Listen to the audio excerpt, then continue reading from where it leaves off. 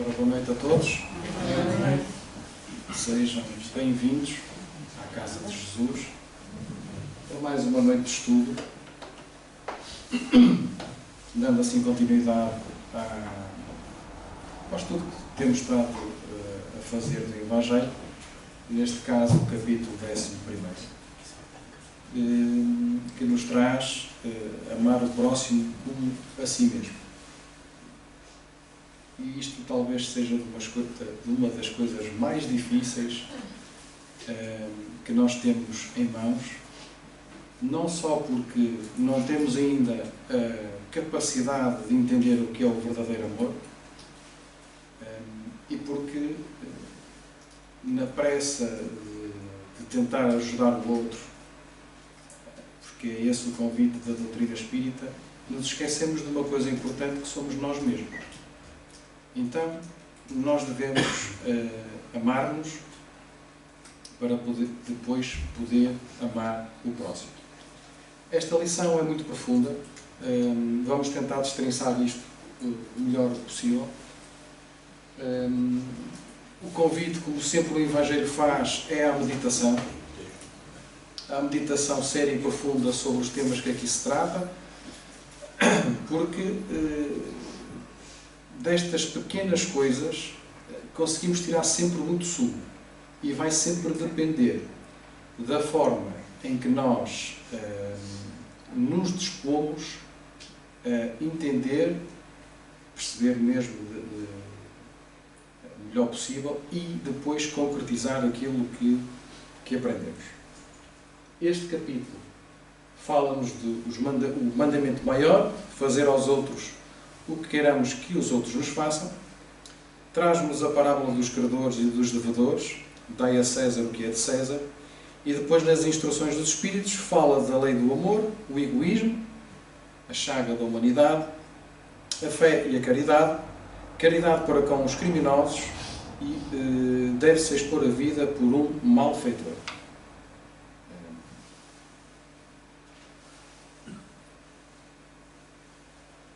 Nestas parábolas que Kardec nos trouxe, falando do mandamento maior, no primeiro ponto ele diz-nos logo assim: os fariseus, tendo sabido que ele tapara a boca aos saduceus, reuniram-se, e um deles, que era doutor da lei, para o tentar, propôs-lhe esta questão: Mestre, qual o mandamento maior da lei?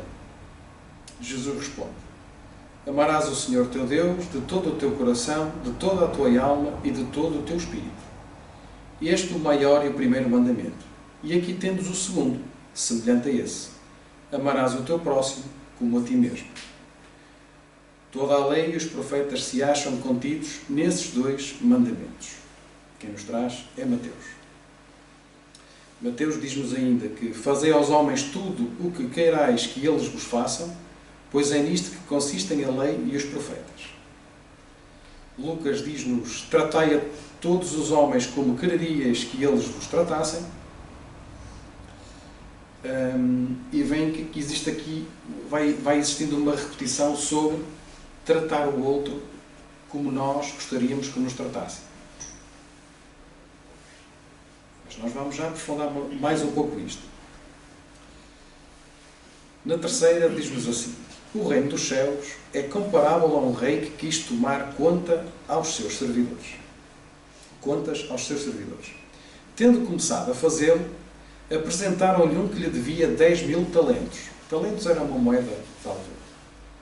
Mas como não tinha meios de os pagar, mandou o seu senhor que o vendessem a ele, sua mulher e seus filhos, e tudo o que lhe pertencesse, para pagamento da dívida.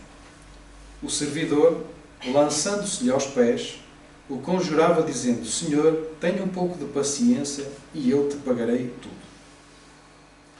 Então o Senhor, tocado de compaixão, deixou-o ir e lhe perdoou a dívida. Esse servidor, porém, ao sair, encontrando um dos seus companheiros que lhe devia 100 dinheiros, o segurou pela goela e, quase a estrangulá-lo, dizia: paga o que me deves. O companheiro, lançando-se-lhe aos pés, o conjurava dizendo: tenha um pouco de paciência que eu te pagarei tudo. Mas o outro não quis escutá-lo. Foi-se e mandou-o prender para tê-lo preso até pagar o que lhe devia. Vejam aqui a diferença e a aplicação daquilo que foi dito antes, que é fazer aos outros o que gostaria que nos fizessem. Aquele senhor sentiu-se tocado pelo pedido e perdoou a dívida do outro. Mas esse outro, pela ganância, pelo orgulho, não foi capaz de fazer o mesmo, apesar disso já lhe ter sido feito. Durante o percurso da palestra vamos ver alguns alertas e vou dando alguns exemplos da vida real, exemplos meus, para irmos vendo o porquê que às vezes, porque nós somos, se não somos, já fomos, mesquinhos ao ponto de pedir perdão para nos safarmos de um problema e não ser capaz de perdoar o outro. Porque não utilizamos esta máxima. Os outros servidores, seus companheiros, vendo o que se passava, foram extremamente aflitos e informaram o Senhor de tudo o que acontecera.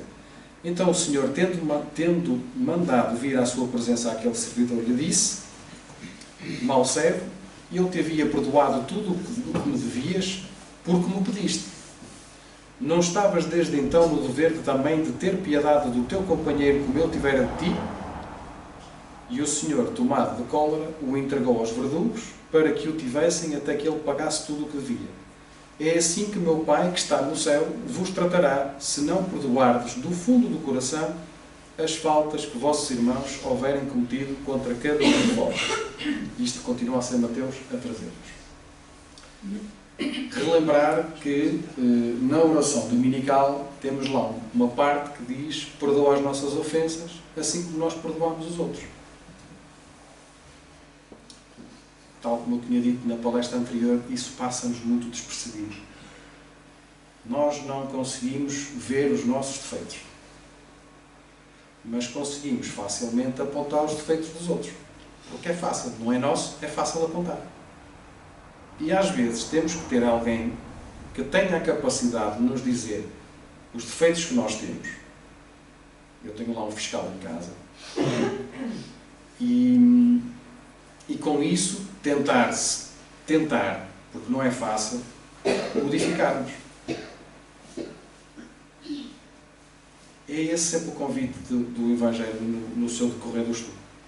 A nossa mudança interior, a nossa melhoria, para um dia nos tornarmos verdadeiros homens de bem. É esse sempre o convite.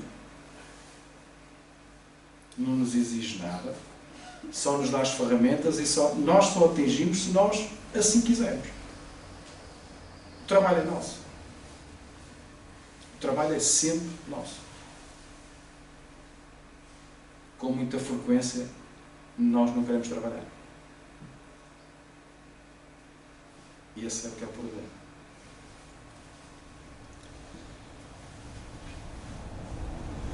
Amar o próximo, diz-nos Kardec, como a si mesmo, fazer pelos outros o que quereríamos que os outros fizessem por nós, é a expressão mais completa da caridade, porque resume todos os deveres do homem para com o próximo. Não podemos encontrar guia mais segura a tal respeito que tomar para padrão do que devemos fazer aos outros aquilo que para nós desejamos. Com que direito exigiríamos dos nossos semelhantes melhor proceder, mais inteligência, mais benevolência e devotamento para connosco do que o que temos com eles?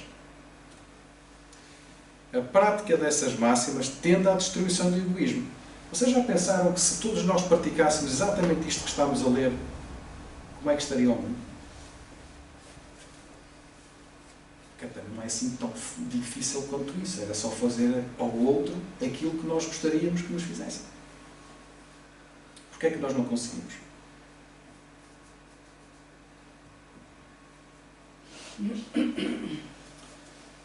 São vários os motivos. Nós andamos distraídos, muitos não têm conhecimento, outros movem-se pela vaidade, outros movem-se pela ganância e outras tantas coisas. E, portanto, pensamos mais no nosso umbigo, primeiro nós, depois os meus, depois os outros. Se der, senão fiquei só para os meus. E isso tem um nome.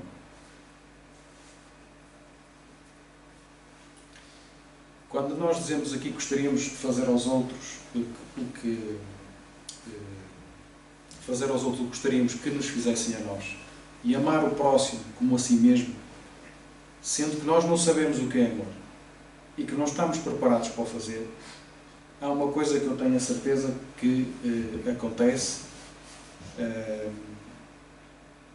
quando nós entramos dentro de uma casa espírita e começamos a frequentar as palestras e nos dedicamos a algum estudo.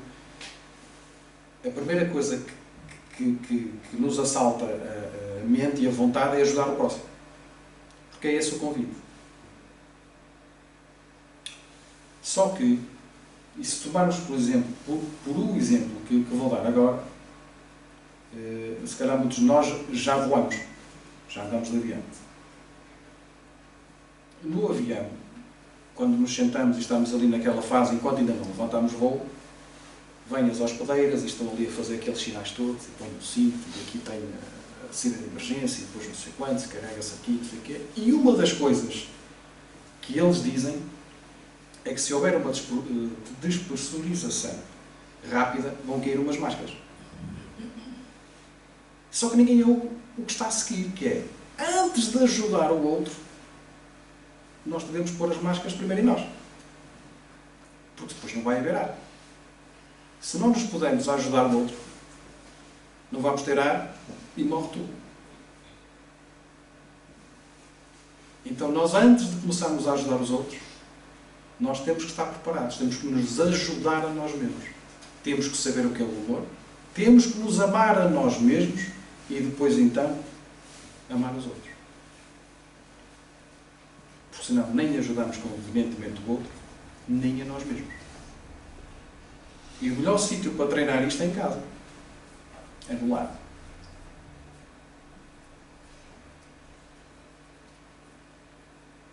Na família, nos amigos, no trabalho, na escola.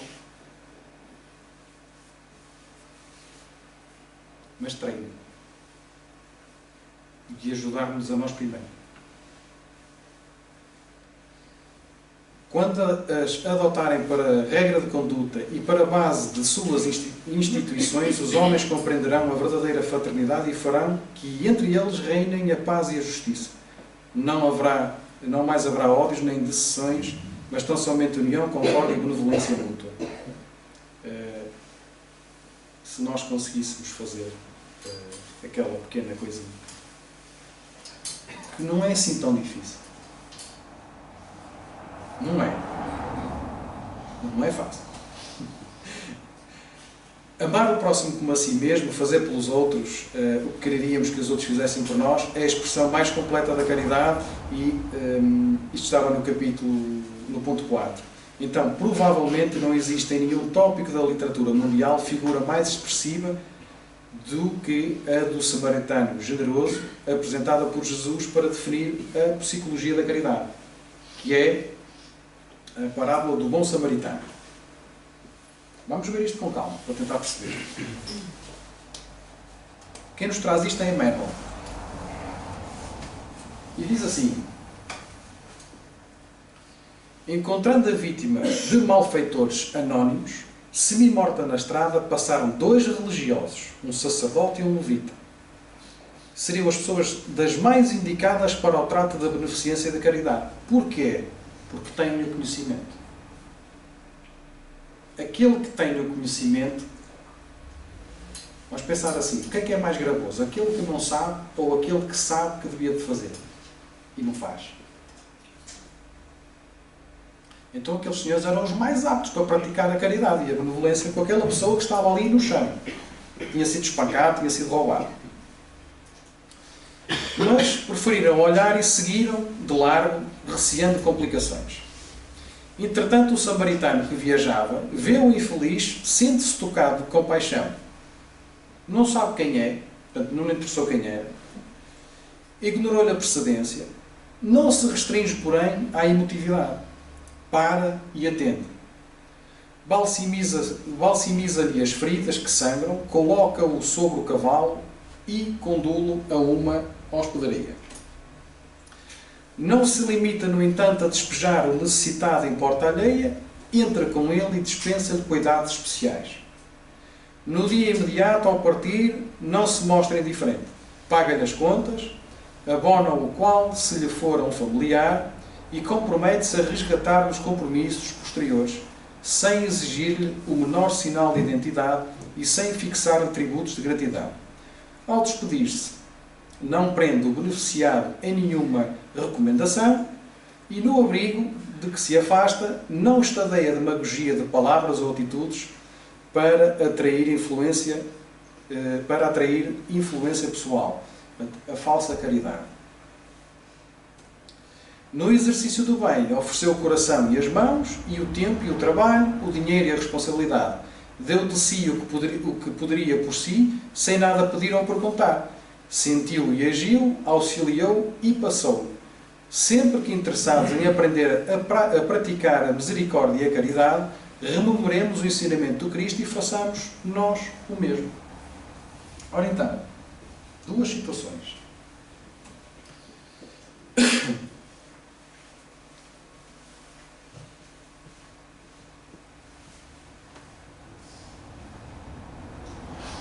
A certa altura, já vai uns anos, quando regressei novamente à doutrina espírita, tendo uma idade diferente, uma compreensão diferente, enquanto eu aguardava que a minha mulher saísse do trabalho, e era uma rua até bastante movimentada, não interessa qual. Não havia ninguém na rua, incrivelmente àquela altura não estava ninguém. E vem uma determinada pessoa, bastante alcoolizado, sujo, e eu olhei e pensei assim, de certeza que vai parar aqui. Porque eu parece que tenho o ímã e aparece-me assim umas determinadas personagens na oficina que só mesmo filmando para ver. E então, e assim foi. O senhor veio, parou, depois estivemos ali a falar ligeiramente, e eu achei assim, vou tentar doutriná-lo. Então comecei a dizer, o senhor não devia beber, está assim, está assado. E ele, pois eu sei, mas não está, não consigo. Pronto. E estivemos ali 5 minutos mais ou menos à conversa, e no final, o senhor pediu-me um abraço. Era uma coisa tão simples, era dar um abraço ao senhor, e eu não fui capaz. Porque o senhor cheirava mal e estava alcoolizado. Então eu não fui capaz. E se calhar aquele abraço ia ser importantíssimo para o senhor. E se calhar para mim também. Se calhar também ia fazer mais bem a mim do que a ele, sem eu saber. E eu não fui capaz. Se eu vou agora dar um abraço. E aquilo depois ficou. Tanto ficou. Passaram-se não sei quantos anos e eu lembro perfeitamente desta história. Porquê? Não fui capaz. Mas se eu estivesse na posição inversa, eu adoraria que alguém me abraçasse. E eu não fui capaz. Não fiz ao outro o que gostaria que me fizesse. Nós somos colocados à prova constantemente. Na nossa vida.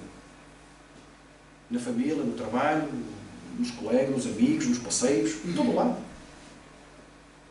E nós não estamos atentos. Ou porque nos acanhamos, ou porque não estamos mesmo atentos, ou porque simplesmente há aqui qualquer coisa ainda que nos trava a ação. Que se chama orgulho. No seu mais diverso encaixe que ela possa ter nas nossas vidas. E eu não fui capaz.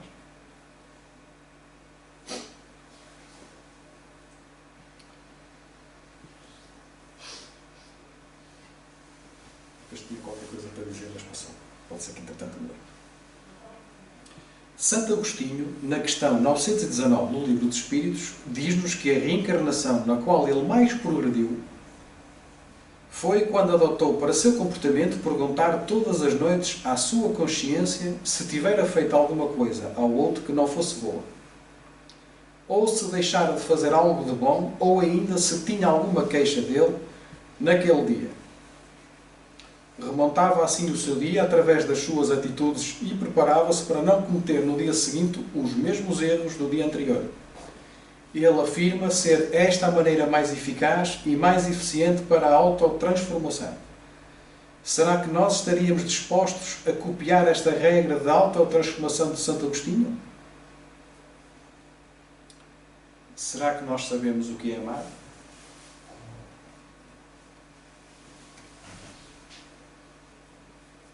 Aquele senhor, que eu não faço ideia do nome, se calhar ele até me disse, mas eu com os nomes sou um desastre, portanto, se me disse eu não me recordo, mas eu creio que não me disse. Esse calhar ele precisava ali de 10 segundos de amor transformado num passe magnético. Nós temos aqui uma companheira que conta uma história mais ou menos parecida, numa outra situação, de um senhor que ela pensava que queria uma moeda e afinal ele queria falar, era isso, não é? E também não foi capaz. Ou não tinha tempo, já não me recordo. Eram coisas tão simples. Porque na nossa vida existem muitos invisíveis da sociedade. E esses invisíveis da sociedade quem são? São aqueles necessitados, realmente necessitados. Não que não haja outros também necessitados, mas aqueles que não têm vícios que lhe consomem a vida, mas esses têm vergonha. E esses não aparecem, estão escondidos. E esses catam o lixo para comer. E esses nós não vemos. Reparamos naqueles que estão a pedir dinheiro que nós sabemos que teoricamente será para consumos de álcool, droga e outros, e não vemos aqueles que realmente são os necessitados, que passam fome, dormem na rua, passam frio, não têm nada onde se possam abrigar. E esses são os invisíveis da sociedade. Leo Buscaglia, autor de um livro que fala sobre a maior experiência da vida, que é o amor, escreveu. Eu pedi a vossa atenção porque realmente é fantástico. Ninguém pode dar aquilo que não possui. Para dar amor precisamos ter amor. Ninguém pode ensinar aquilo que não sabe. Para ensinar o amor precisamos compreendê-lo. Ninguém pode conhecer aquilo que não estuda. Para estudar o amor precisamos viver no amor. Ninguém pode admitir aquilo que não se entrega. Para se entregar ao amor, precisamos estar vulneráveis a ele. Estarmos vulneráveis ao amor é vivermos de tal forma que as nossas atitudes e exemplos possam servir de ponte recíproca para tantos quantos por ela trafeguem, ou seja, para a consolidação da praticidade da regra de ouro, que é fazer ao outro somente o que gostaríamos que fosse feito a nós. E já me lembrei que aqui ia dizer há pouco. Quando nós prestamos ajuda, auxílio a alguém, seja de que forma for, que o façamos de forma a não expor esse que está a ser ajudado. É-nos dito para dar com a mão direita, de forma que a esquerda não veja. Auxiliar o outro não tem que ser com valores, como eu vos disse, há coisas tão pequeninas que prestam um auxílio enorme. E o que vemos hoje em dia é uma ajuda disfarçada, é uma ajuda hipócrita, quando vemos nos vários no Facebook, Instagram, nas várias... Está-me a faltar a palavra. Os Facebooks, Instagram, os TikToks e essas redes sociais todas. Obrigado.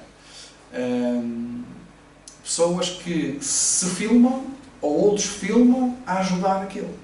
Ou porque paga a conta no supermercado, ou porque lhe dá dinheiro, ou porque lhe dá comida. O que é que ele está a ganhar moralmente? Zero. Está a ganhar. Com as visualizações. E ele ajudou o outro a ter dado uma ajuda. Só que humilhou. E deu com segunda intenção. Então, quando nós ajudarmos alguém, que o façamos de forma que nos estejamos à espera de sermos agradecidos. Não é? De sermos agraciados com algum tipo de coisa em troca. É dar porque sentimos que devemos dar. E não estar à espera, como eu disse, que nos deem uma palmada nas costas. Pá, obrigadinho. Era só essa parte que eu queria dizer. Então, cumprida esta assertiva, ninguém jamais se queixaria de ninguém. Isso é que era bom, não era? Ninguém se queixar de ninguém. Porque, sendo o aprendizado do amor, o maior desafio na vida do homem peço desculpa, e este tivesse de parecer por não absolvê-lo, a humanidade certamente inteira pereceria por falta de amor. Este capítulo vai falar como vocês viram, de alguns pontos, mas todos eles vai chegar ao final e isto vai fazer uma espécie de peixe de rabo, de uma pesquinha de rabo na boca e volta ao início. Porque tudo o que aqui está constante é amar o próximo como a si mesmo e fazer aos outros aquilo que nós gostaríamos que nos fizessem a nós. No ponto 5 do Evangelho, diz-nos assim: os fariseus, tendo-se retirado, entenderam-se entre si para enredá-lo com as suas próprias palavras. Naquela altura, eles estavam sempre à procura de arranjar uma forma de prender Jesus ou algo que o prejudicasse. Mandaram então seus discípulos, em companhia dos herodianos, dizer: Mestre, sabemos que és veraz e que ensinas o caminho de Deus pela verdade, sem levares em conta a quem quer que seja, porque nos homens não consideras as pessoas. Dize-nos, pois, qual a tua opinião sobre isto?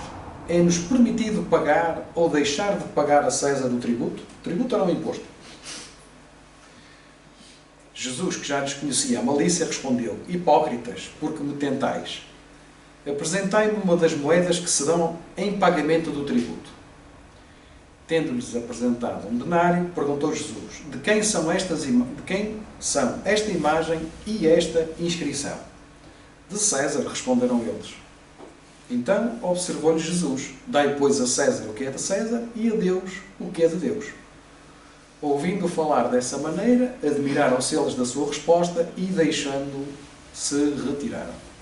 Novamente Mateus e Marcos traz-nos esta passagem. Kardec começa por nos dizer que a questão proposta por Jesus era motivada pela circunstância de que os judeus, abominando o tributo que os romanos lhes impunham, havia feito do pagamento desse tributo uma questão religiosa. Numeroso partido se fundara contra o imposto. O pagamento deste constituía, pois, entre eles uma irritante questão de atualidade, sem o que nenhum senso teria a pergunta feita a Jesus: é-nos lícito pagar ou deixar de pagar a César o tributo? Havia nessa pergunta uma armadilha. Então vamos lá refletir um pouco sobre isto.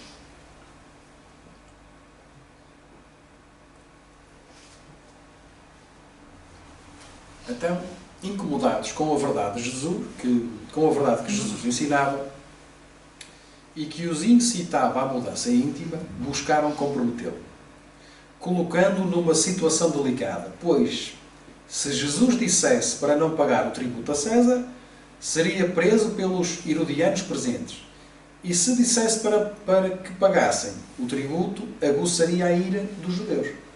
Isto era uma pergunta com rasteira. Qualquer que fosse a resposta, ele estaria em abuso. Buscavam, portanto, por um meio escuso, de forma melífera, com falsa consideração, condenar Jesus para resolver os seus problemas internos. Nesse momento, só pensavam em si, não importando o que aconteceria ao outro, neste caso Jesus, desde que se vissem livres do seu incómodo interno e que eles projetavam no Mestre. Arranjaram ali um esquema para tramar Jesus. Jesus sempre meteu muito medo a estes senhores. Porquê? Apesar de Jesus, em todos os seus ensinamentos, todos os seus exemplos, todas as suas parábolas, ensinar como se deveria proceder e, sobretudo, a amar o próximo, estes senhores tinham medo, porque não sabiam o que era o amor nem sabiam amar o próximo. Sabiam apenas amar-se a si próprios, sem sequer cogitar que os outros pudessem também ter essa possibilidade. Egoísmo, no seu maior nível. E nós, todos nós, já por lá andamos.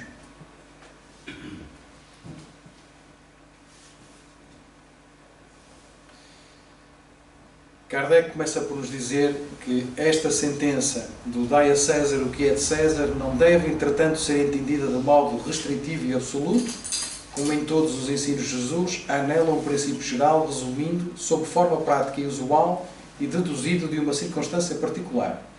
Esse princípio é consequente daquele, segundo o qual devemos proceder para com os outros, como queiramos que os outros procedam para connosco. Ele condena todo o prejuízo material e moral que se possa causar a outrem, toda a postergação de seus interesses. Prescreve o respeito aos direitos de cada um, como cada um deseja que se respeitem os seus. Estende-se mesmo aos deveres contraídos para com a família, a sociedade, a autoridade, tanto quanto para com os indivíduos em geral. No nosso dia-a-dia, existem muitas pessoas que, ou por inveja, ou por orgulho, ou ainda por egoísmo, quando se deparam com alguém que os incomoda pela sua superioridade, pelo menos é assim que o veem, procuram colocar esse alguém em situações embaraçosas para assim o denegrir. E isso pode acontecer nas mais diversas situações de relacionamento. Família, escola, trabalho, no círculo de amigos. Porquê? Nós estamos mais preocupados com o outro do que connosco mesmo.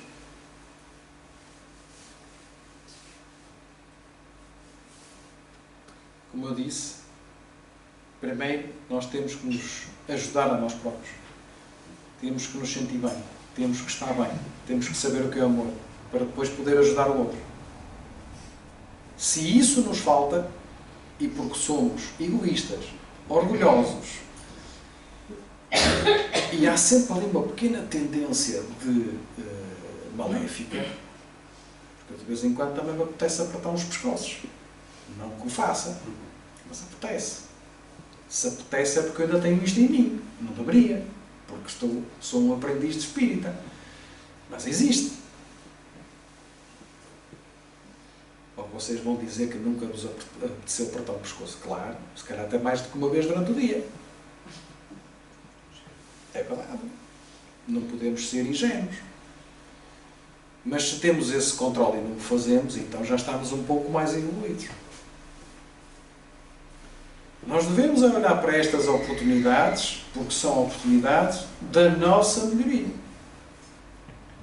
E como eu disse que eu tenho um fiscal lá por casa, um dia destes chamou-me a atenção, com toda a razão. Porque eu não sou violento, nunca bati nos meus filhos. Mas sou assim um bocado às vezes. E então o fiscal lá de casa, e com razão. E eu não estou a mentir, senão vou outra vez na cabeça. Na altura disse, olha, eu agradeço. Porque às vezes não me apercebo, é verdade. Agora, quer dizer, às vezes apercebo e depois tento compor a meio quando estou a passar um raspanete. Que nem havia necessidade, mas pronto. Acontece. E então depois tento disfarçar e depois levo na cabeça duas vezes porque fiz aquilo e porque depois tentei disfarçar. E não posso dizer que não, porque é verdade. Mas também disse que se calhar não ia conseguir resolver isso agora. Vou tentar. E temos uma coisa fantástica que se chama reencarnação. Mas não é para nós pegarmos nessas coisas todas e atirar para a próxima resolver. Porque se já agora é difícil, imaginem numa próxima. Que é trazer tudo aquilo que não vamos resolver agora, mais o que já tínhamos de vidas anteriores, mais o que vamos ter que fazer. Por isso é que nos trouxeram aqui, de alguma forma. Com vontade própria, porque viemos com alguém que quer chegar a uma casa espírita e aprender a ser diferentes. Connosco. Com nós próprios. e depois com os outros.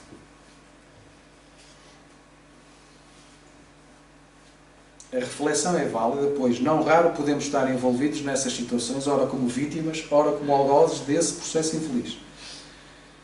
Sempre que nos reconheçamos algozes, tenhamos a coragem de refazer a nossa postura, evitando dissabores maiores e buscando superar os sentimentos que nos levaram a uma atitude tão infeliz, procurando transformar o orgulho, o egoísmo, a inveja em verdadeiro amor ao próximo.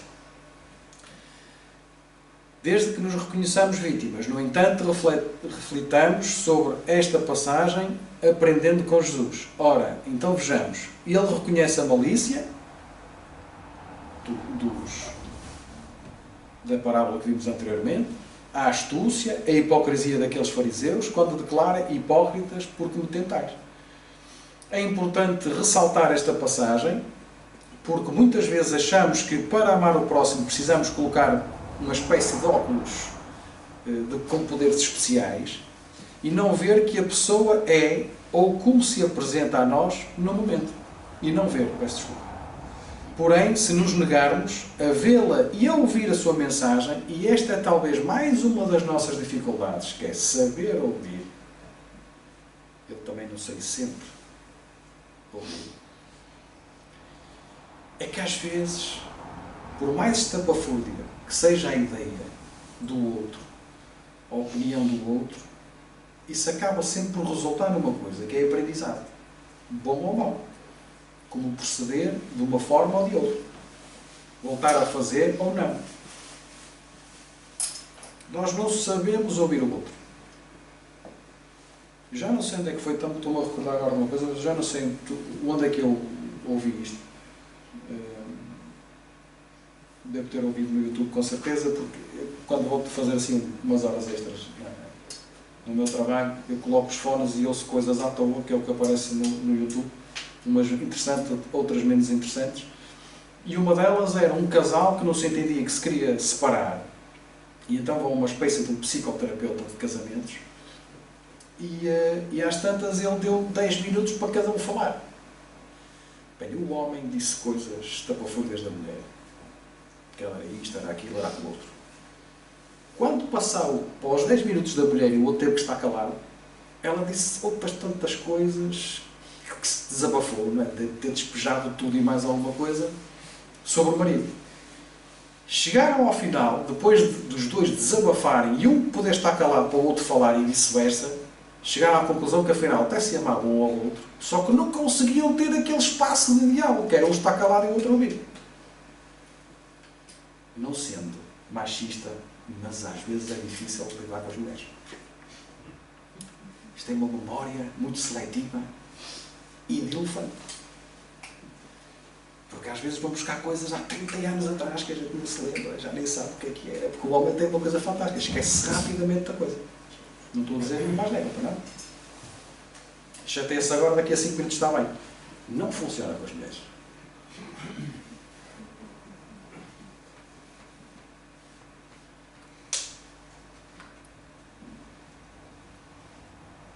Porém, se nos negarmos a vê-la e a ouvir a sua mensagem, ainda que desagradável ao nosso ser, com muito pouco ou nada poderemos contribuir no seu crescimento e na construção de um relacionamento saudável e verdadeiro.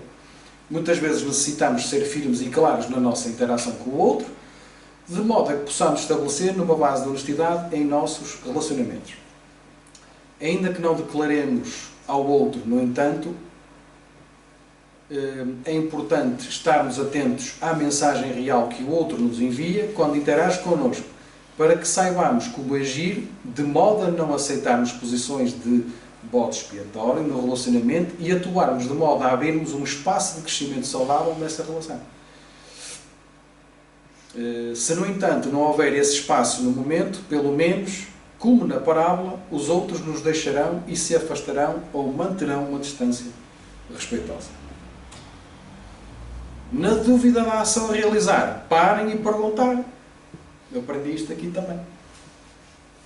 Em determinada situação difícil na nossa vida, como é que nós vamos, o que é que nós vamos fazer? De que forma é que vamos resolver? O que é que faria Jesus nesta ou naquela situação? É uma pergunta difícil porque nós vamos ter a resposta de imediato e depois não vamos conseguir fazer aquilo. Porque a resposta imediata que nós temos é o que é o certo. Só que isso às vezes dói.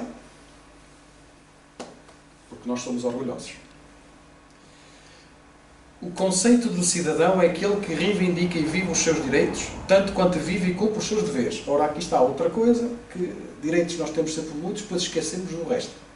Também temos deveres. Garantindo igualdade aos outros. E, por outros, entenda-se tanto as pessoas, parentes, amigos, inimigos, etc. E inimigos também entram aqui, quanto as instituições e instâncias da vida social, governos, empresas, a casa espírita. Também há aqui um grupo. Nós somos um grupo de sexta-feira. Sociedade, etc. Ainda quando o outro não cumpre as suas obrigações e o cidadão se veja prejudicado por isso, não deixa este de cumprir os seus deveres, zelando para não causar nenhum prejuízo moral ou material ao outro, já que o seu parâmetro de ação não é mais o comportamento externo do outro, mas os valores internos que ele alimenta. Vou dar um exemplo só para perceberem esta última parte. Num prédio, 10 habitações. Temos um senhor que incessantemente não paga, não é o meu caso, não paga o condomínio. Se eu decidir, pá, vou fazer como aquele, não pago, daqui a nada está o prédio todo escaqueirado. Se tiver elevador vai deixar de ter, porque se os condóminos não pagarem, não vai haver luz, não vai haver elevador. Percebem esta última parte que fala aqui? É exatamente isso. Lá pelo outro não fazer, não quer dizer que nós não façamos. No dia em que todas as pessoas se pautarem por essa máxima, o amor ao próximo estar-se-á vivendo plenamente em todas as instâncias da vida, e a Terra será um lugar de crescimento profundo e constante pela mútua ajuda que todos nos daremos. Não vai ser na minha encarnação. Gostaria imenso, mas não vai ser. Instruções dos Espíritos. Lei de amor. Estamos quase na reta final. O amor resume a doutrina de Jesus inteira. Certo? Podia ter começado por aqui a palestra. E acabávamos tanto. Porque realmente é isso mesmo. Tudo se resume ao amor. Visto que esse é o sentimento por excelência e os sentimentos são os instintos elevados à altura do progresso feito. Em sua origem, o homem só tem instintos. Quanto mais avançado e corrompido, só tem sensações. Quando instruído e depurado, tem sentimentos. E o ponto delicado do sentimento é o amor. Não o amor no sentido vulgar do termo, mas esse sol interior que condensa e reúne em seu ardente foco todas as aspirações e todas as revelações sobre-humanas. A lei de amor substitui a personalidade pela fusão dos seres, extingue as misérias sociais. Ditoso aquele que, ultrapassando a sua humanidade, ama com amplo amor os seus irmãos em sofrimento. E assim um esquema aqui mais engraçado para perceber que somos no início instintos, vamos avançando, vamos-nos burilando em mais sensações, quando instruídos e depurados, temos realmente sentimentos. Pergunta 886 do Livro dos Espíritos. Qual o verdadeiro sentido da palavra caridade, como entendia Jesus? Benevolência para com todos, indulgência para as imperfeições dos outros, perdão das ofensas. Pergunta seguinte, 887. Jesus também disse: amai mesmo os vossos inimigos. Ora, o amor aos inimigos não será contrário às nossas tendências naturais e a inimizidade não provirá de uma falta de simpatia entre os espíritos? Certo, ninguém pode votar aos seus inimigos um amor terno e apaixonado. Não foi isso que Jesus entendeu de dizer. Amar os inimigos é perdoar-lhes e lhes retribuir o mal com o bem. O que assim procede se torna superior aos seus inimigos, ao passo que abaixo deles se coloca, se procura tomar vingança. O amor é de essência divina e todos vós, do primeiro ao último, tendes no fundo do coração a centelha desse fogo sagrado. Quer dizer que todos nós estamos preparados para saber o que é o amor. É fato que já haveis podido comprovar muitas vezes este. O homem, por mais abjeto, vil e criminoso que seja, vota a um ente ou a um objeto qualquer viva e ardente afeição, à prova de tudo quanto tendesse a diminu-la e que alcança não raras sublimes proporções. Pois bem, para praticardes a lei do amor, tal como Deus o entende, preciso se faz chegueis passo a passo a amar todos os vossos irmãos indistintamente. A tarefa é longa e difícil, mas cumprir-se-á. Deus o quer, e a lei de amor constitui o primeiro e o mais importante preceito da vossa nova doutrina, porque é ela que um dia matará o egoísmo, qualquer que seja a forma sob que se apresente. Isto depois está numas letras muito pequenininhas aqui no computador, mas era Sansão, um ex-membro da Sociedade Espírita de Paris, em 1863. É muito mais extenso, mas compactamos neste bocadinho. É assim tão difícil praticar o bem?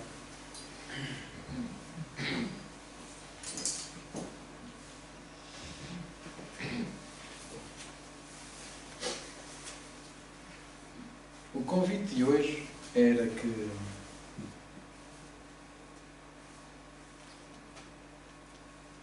pudéssemos estar mais atentos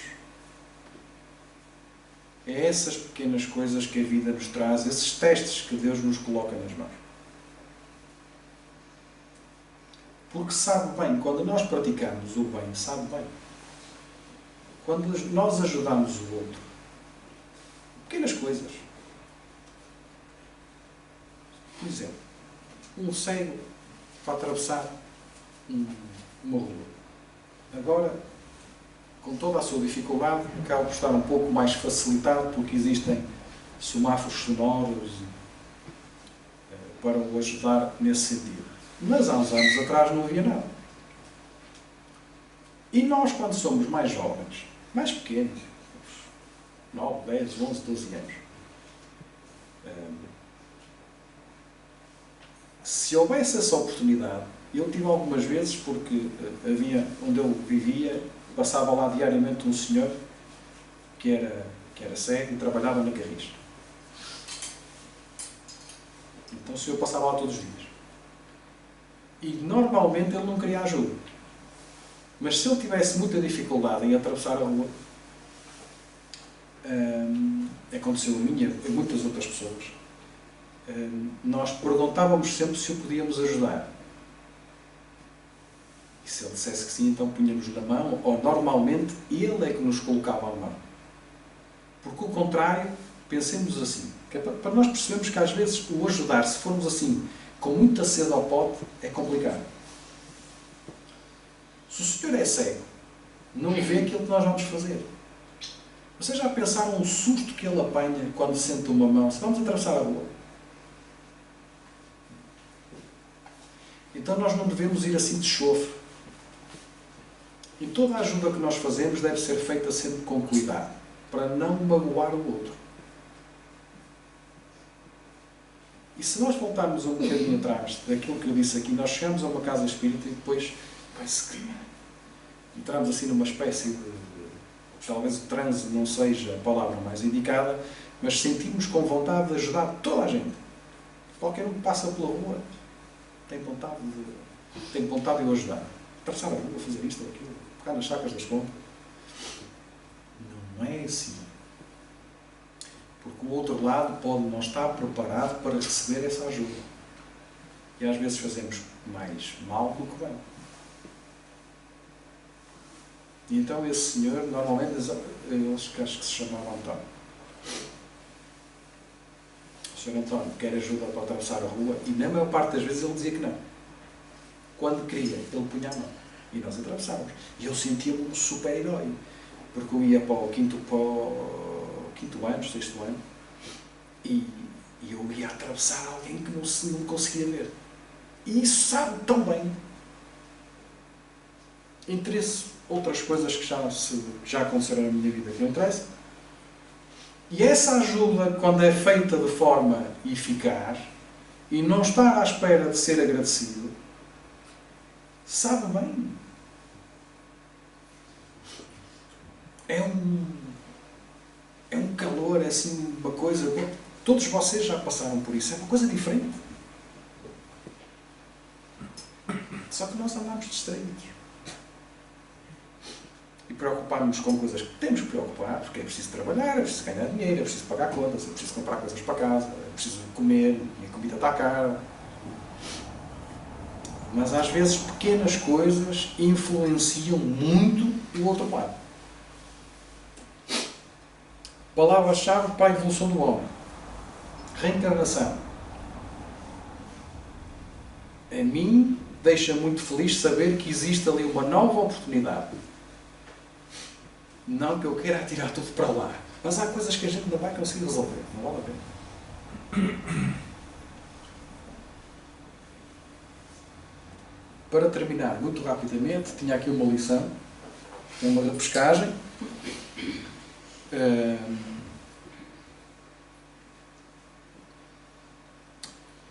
E diz-nos assim: a doutrina dos Espíritos vem ensinar um novo caminho para que a vida terrestre ofereça mais ampla criação de valores espirituais para a vida maior. Se antes, desconhecendo-a, os homens conseguiam avançar razoavelmente, lidando afanosos em todo o período da existência em prol da evolução de si mesmos, através de esforço físico contínuo em determinado setor dos interesses de César, hoje, conscientes dos princípios espíritas, é possível produzir-lhes muito mais para as vossas almas e para a humanidade, através do esforço contínuo em determinado setor dos interesses do Cristo, sem detrimento dos deveres comuns. A renascença moral dentro da própria alma é o movimento mais importante para a criatura. Sem fantasias ou superstições tendentes ao fanatismo cego, não mais vale para o espírito deixar-se absorver inteiramente por um emprego humano, por uma profissão digna, por uma posição social ou por uma liderança de vantagens terra a terra, conquanto respeitáveis. Acima de quaisquer circunstâncias transitórias entre os homens, prevalece para ele a inadiável necessidade de melhorar-se intimamente, atento à vida real que o espera no futuro. O espírita não menosprezará a execução de suas obrigações na sociedade, perante o reduto doméstico e à frente das lides profissionais, que aceitará naturalmente como graves pontos de honra, tanto quanto não esbanjará talentos e responsabilidades que lhe foram situados nas mãos. Entretanto, não se desgastará consumindo saúde, inteligência, tempo, oportunidades e recursos outros exclusivamente nisso. Alcançará a visão para o mais alto, buscará elevados objetivos mais além, demandará com todas as suas forças a edificação da fraternidade legítima onde estiver. Relembremos que Jesus nos recomendou: dai a César o que é de César e a Deus o que é de Deus, sem qualquer indicação de que devamos dar a César mais do que o lícito e o necessário. Portanto, espíritas e irmãos, doemos a César, personificado nas exigências passageiras do mundo, o respeito e a colaboração digna a que estamos debitados pela própria natureza, mas sob qualquer roupagem exterior, com que nos caracterize, saibamos viver para o Cristo, a fim de que estejamos efetivamente na construção do Reino de Deus. Quem nos diz isto é Caio Barchuta, do livro Cieiros de Volta, e era uma psicografia de Valdo Vieira. Com isto, terminamos a palestra, esta bibliografia. Se tiverem dúvidas, no final, se souber eu respondo, se não souber eu procuro e depois respondo.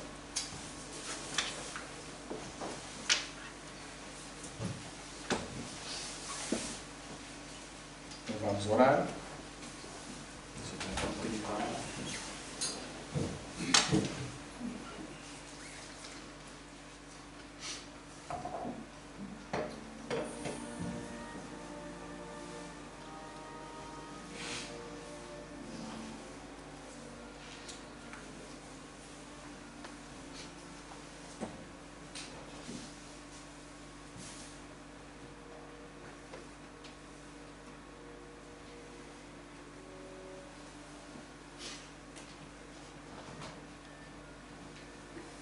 Vamos agradecer a Jesus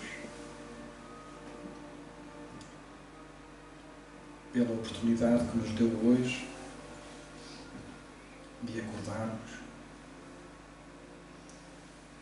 de podermos ter um trabalho, de podermos ter uma família, de podermos ter uma doutrina, de nos podermos encontrar com saúde, e de podermos ter uma oportunidade de hoje sermos melhores do que ontem e de amanhã, se Ele assim permitir, sermos ainda melhor do que fomos hoje. Jesus amado, te pedimos que possas levar o teu calor, o teu amor, o teu abraço fraterno, humilde, coragem a todos aqueles que sofrem, a todos aqueles que se encontram nos hospitais, a todos aqueles que se encontram em guerra, a todos aqueles que se perderam na batalha egoísta de outros seres, a todos aqueles que não têm teto, a todos aqueles que não têm o que comer, a todos os nossos familiares, a todos os nossos amigos e também aos nossos inimigos. Todos somos filhos de um só Pai.